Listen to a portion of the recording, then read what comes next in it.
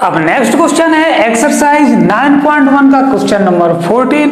इसे ध्यान से देखिए, ध्यान से सुनिए और ध्यान से समझिए। शुरू करते हैं इसका सॉल्यूशन, जो कि बिल्कुल ही आसान है। सबसे पहले इसके क्वेश्चन को समझते हैं। इसके क्वेश्चन में दिया गया है a 1.2 metre tall girl spots a balloon moving with the wind in a horizontal line at a height of 88.2 meter from the ground.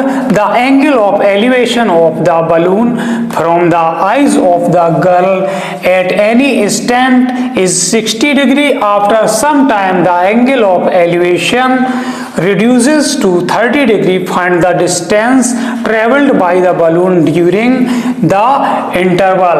According to question, इस क्वेश्चन एक बलून है जो कि ग्राउंड से 88.2 मीटर हाइट पर जमीन के parallel travelled कर रहा है, उड़ रहा है। एक गर्ल है जो कि 1.2 मीटर हाइट की एक गर्ल है, उसकी आंखों से जब बलून पॉइंट ए पर है तो उसकी आंखों से जो एंगल ऑफ एलिवेशन बन रहा है 60 डिग्री बन रहा है। कुछ समय के बाद उस गर्ल की आंखों से इस पॉइंट ई पर जो एंगल ऑफ एलिवेशन बन रहा है 30 डिग्री बन रहा है। तो इस क्वेश्चन में हमें इस बलून को ए से ई तक ट्रेवल्ड करने में कितनी डिस्टेंस उसने ट्रेवल्ड की है ये फाइंड करना है। यानी कि हमें ए से ई के बीच की डिस्टेंस ए ही फाइंड करना है। तो इसके लिए सबसे पहले यहाँ पर जो बलून की हाइट 88 मीटर है वो ग्राउंड से है, लेकिन जो एंगल ऑफ एलिवेशन बन रहा है वो गर्ल की आइज से बन रहा है। तो पूरी 88.2 मीटर से जो गर्ल की हाइट है 1.2 मीटर को जब हम सब्ट्रैक्ट करेंगे तो ये जो डी है हमको 87 मीटर मिला। डी के इक्वल AC भी इतना ही हो जाएगा 87 मीटर।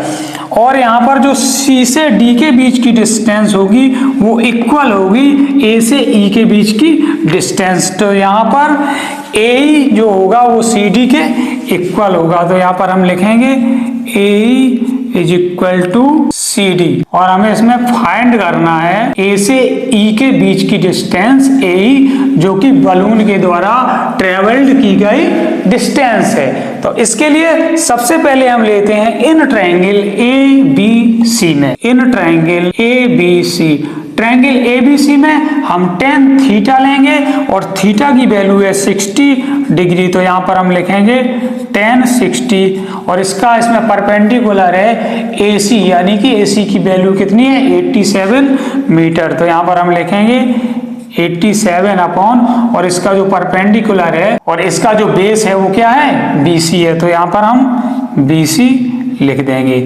tan 60 डिग्री की वैल्यू कितनी होती है √3। तो यहाँ पर हम लिखते हैं tan 60 की प्लेस पर √3 is equal to 87 upon BC। अब यहाँ पर इसके नीचे 1 कर लेंगे और क्रॉस मल्टीप्लाई करा देंगे।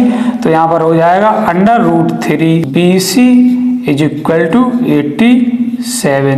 तो यहाँ पर BC इज इक्वल टू आ जाएगा 87 अपॉन √3।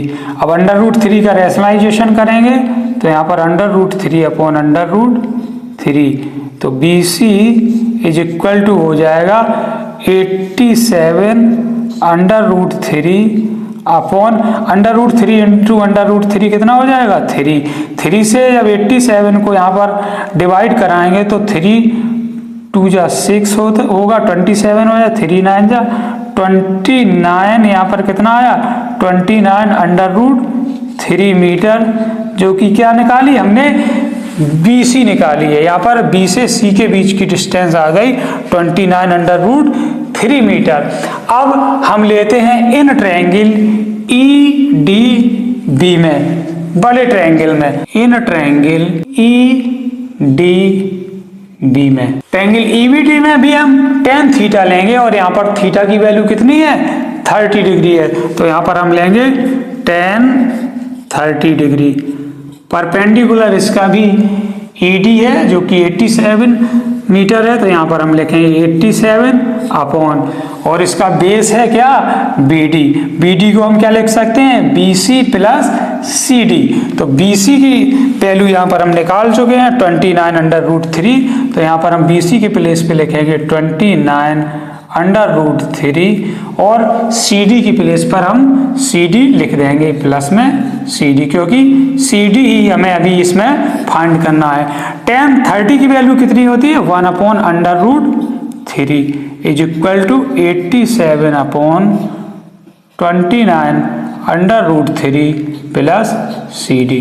अब यहाँ पर हम क्रॉस मल्टीप्लाई कराएंगे, तो यहाँ पर हो जाएगा 29/√3 plus CD is equal to 87 का √3 के साथ मल्टीप्लाई होगा, तो यहाँ पर हो जाएगा 87/√3। अब नेक्स्ट स्टेप में CD इज इक्वल टू हो जाएगा 87/√3, और ये 29/√3 इक्वल के दूसरे साइड आएगा, तो ये माइनस का हो जाएगा 29/√3। अब यहाँ पर CD इज इक्वल टू हो जाएगा 87/√3 से 29/√3 को सब्ट्रैक्ट करें, 58/√3 मीटर हमने क्या निकाला, CD निकाला है। CD कहाँ है, C से D की डिस्टेंस CD कितनी आ गई, 58/√3 मीटर। जो CD है वो AE के इक्वल है, यहाँ पर हमने लिखा हुआ है AE is equal to C।